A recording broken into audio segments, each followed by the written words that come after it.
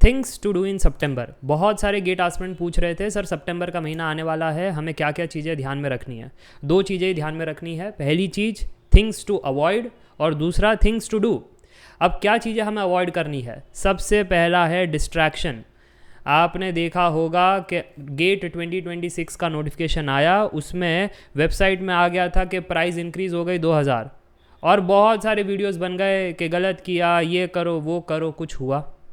हाँ सर हुआ, हमारा टाइम वेस्ट, भर भर के टाइम वेस्ट हुआ, एनर्जी वेस्ट हुआ, टाइम टेबल ख़राब हुआ। कमेंट करके बताना हुआ कि नहीं।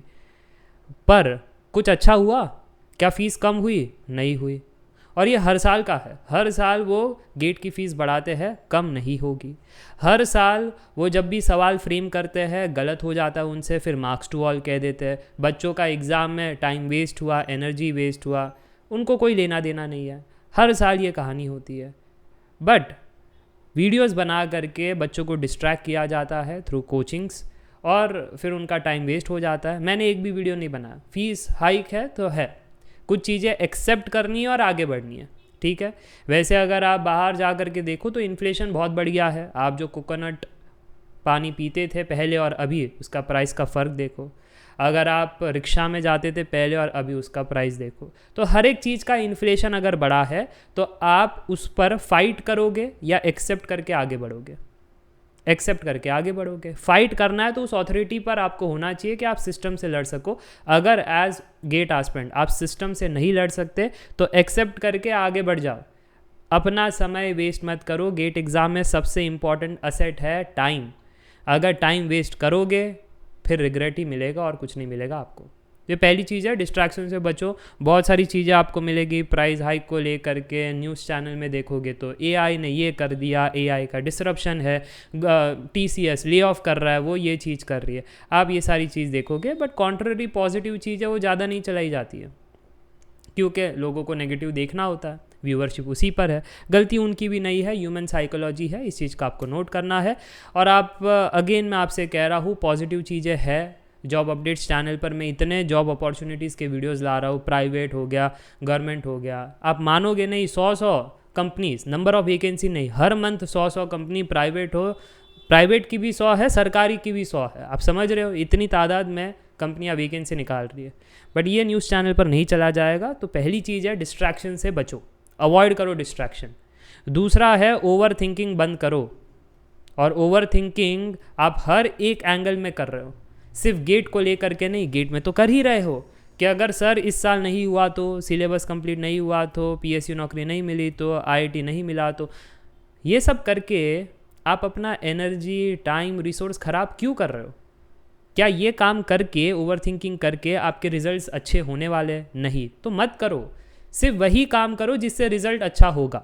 ओवर थिंकिंग से नहीं होगा, अवॉइड करो। कैसे अवॉइड करोगे? खाली टाइम आने ही मत दो। अपने आप को बिजी रखो, पढ़ाई में, एक्सरसाइज में, जो चीज़ें पसंद है, चेस खेल लो, स्पोर्ट्स खेल लो, बैडमिंटन खेल लो, जो चीज़ पसंद है वो करो और फिर बाद में वापस से इस रूटीन में आ जाओ। खाली टाइम दोगे, ओवर थिंकिंग होगा ही। अगर खुद को एकदम टाइम बाउंड रखोगे, समय नहीं है ओवर थिंकिंग का। समझ में आ रही है बात? Over thinking is the biggest issue. और सिर्फ आपके साथ नहीं, हर साल गेट एस्पिरेंट के साथ ये होता है, ठीक है। कुछ चीज़ें अगर आपको थिंक करनी है कि अगर मैं फेल हो गया तो प्लान भी होना चाहिए। अगर आईआईटी नहीं मिला तो एनआईटी से कर लेंगे। अगर पीएसयू नौकरी नहीं मिली तो बीआरसी और एग्ज़ाम है वहाँ से कर लेंगे। अगर थिंक करना है तो वैसे थिंक करके आगे बढ़ो। ओवर थिंकिंग क्या होता है? इस प्रकार से बस चक्री के तरह घूमे जा रहे हो दलदल में, जिसमें बाहर निकलने का चांस ही नहीं है और इसमें आपका टाइम वेस्ट होता है। ये चीज़ आपको अवॉइड करनी है। अब बात करते हैं टू डू लिस्ट में क्या है। सबसे पहले आपके पास एक टाइम टेबल होना चाहिए। कैसा टाइम टेबल होना चाहिए कि सितंबर के महीने में ये मेरा गोल है, ठीक है। तो आपका मंथली गोल हो गया, ये मंथली टाइम टेबल के हिसाब से ये काम करना है, सिलेबस कंप्लीशन। फिर बाद में आपका वीकली गोल होना चाहिए कि इस हफ्ते 4 हफ्ते हमारे पास कि ये काम होना चाहिए। वीकली हो जाने के बाद अब आपको डेली बेसिस पर क्या करना है और फिर बाद में आपको टाइमली, आवरली बेसिस पर क्या करना है, इस घंटे, नेक्स्ट घंटे, ऐसे। तो अगर इस हिसाब से अगर आप प्लान करोगे तो आपके पास फ्री टाइम नहीं है। अब आपके सामने गोल है, अचीव करते रहना, ठीक है, वो गोल के पीछे भागना है एकदम फोकस तरीके से। फिर मोटिवेशनल वीडियो सुन लो या अपनी हालात देख लो, ठीक है, या जो अपना सपना है उसके बारे में सोचो, अपने आप एनर्जी आएगी और आप उठोगे और काम करोगे। तो टाइम टेबल होना चाहिए, सबसे पहले टाइम टेबल बनाओ। जिसके पास टाइम टेबल नहीं है वो इन्हीं डिस्ट्रैक्शन और ओवर थिंकिंग में समय वेस्ट करेगा। कमेंट करके बताना हुआ है कि नहीं। दूसरा है, टाइम टेबल तो इम्पॉर्टेंट है ही, बट आपको मशीन बनना पड़ेगा। मशीन क्या है सर जी? जैसे विराट कोहली, उसे खाना पसंद है या नहीं पसंद है, बट वही टाइम पर वही डाइट वो लेता है। वो कह देता है उबला हुआ खाना खाता हूँ, मैंने सैक्रिफाइस कर दिया अपना टेस्ट। मशीन है वो, ट्रेनिंग करता है, खाना एकदम डाइट वाला खाता है, रिपीट मोड पे लगातार, इसलिए आप उसे किंग कोहली कहते हो, राइट। तो ये चीज़ है, you have to be machine अगर आपको किंग बनना है इन योर डोमेन, जो कि गेट एग्ज़ाम है। अगर नहीं कर सकते, आपके पास तो लिमिटेड ही है। जैसे आपको अपने स्टडी आवर्स पर ज़्यादा फोकस करना है, कैसे कैसे मैं यूटिलाइज़ कर सकता हूँ और इंक्रीज़ कर सकता हूँ, क्योंकि अब समय आ चुका है कि धीरे धीरे स्टडी आवर्स बढ़ाने हैं, ठीक है। उसके बाद आपको चेक करना है क्या मैं स्लीप ले पा रहा हूँ अच्छे से, क्योंकि sleep is the best meditation. मैं नहीं कहता आपसे योगा करो, ये करो, best meditation is a slip. Mobile बंद, सो जाओ। छोटे छोटे पावर नैप्स ले लो बीच में, जब पढ़ाई का मन ना करे 20-25 मिनट सो गया, वापस से उठ गया, काम पे लग जाओ। बच्चे वो 20-25 मिनट मोबाइल में डालते, वो कब 1 घंटा बन जाता है पता ही नहीं चलता। तो ये आपको नहीं करना है, ठीक है। तो power naps, sleep is the best medicine, वो करो। स्टडी आवर्स को अपना बढ़ाना है और फिर बाद में आपको अपने फूड पर, हेल्थ पर फोकस करना है। क्या अच्छा खाते हो, एक्सरसाइज के नाम पे कुछ बाहर जाते हो, इस रूम में नहीं रहते हो, बाहर की ऑक्सीजन भी ज़रूरी है। और फिर जो भी आपके फ़न एक्टिविटीज़ है जो आपको पसंद है, 1 घंटा डेली उसको दे दो, एंड दैट्स इट।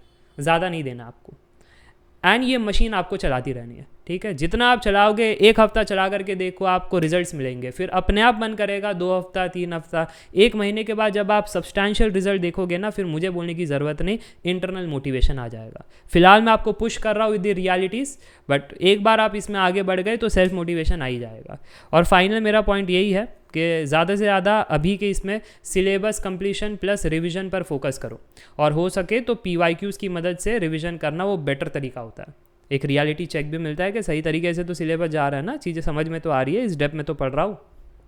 ऐसा अभी के लिए इतना फोकस करो, ज़्यादा मत सोचो टेस्ट सीरीज़ का क्या होगा, मेरे मार्क्स नहीं आ रहे, मेरा रैंक नहीं आ रहे, ठीक है। ये महीना उसके लिए है भी नहीं, अगले महीने से मतलब अक्टूबर, नवंबर, दिसंबर में वो सारे हम फोकस करेंगे, रैंक कैसे बढ़ानी है, टेस्ट सीरीज़ में मार्क्स कैसे बढ़ाना है। बट फिलहाल के लिए ये है। तो एक छोटा क्रिस्प वीडियो रखना चाहता था, क्योंकि बहुत सारे गूगल फॉर्म में बच्चे परेशान हैं प्रिप को लेकर के, सर प्रिपरेशन कैसे करें, अब ये महीना क्या करे, वो महीना क्या करे। तो ये आपको फ़िलहाल करना है। क्लियर है? कोई भी अगर आपके ऐसे सवाल हो, पूछना हो, गूगल फॉर्म में पूछना, मेजॉरिटी जो टॉपिक्स पर रहेगा तो उस पर मैं एक वीडियो बना दूंगा। That's it for today, thank for watching the video.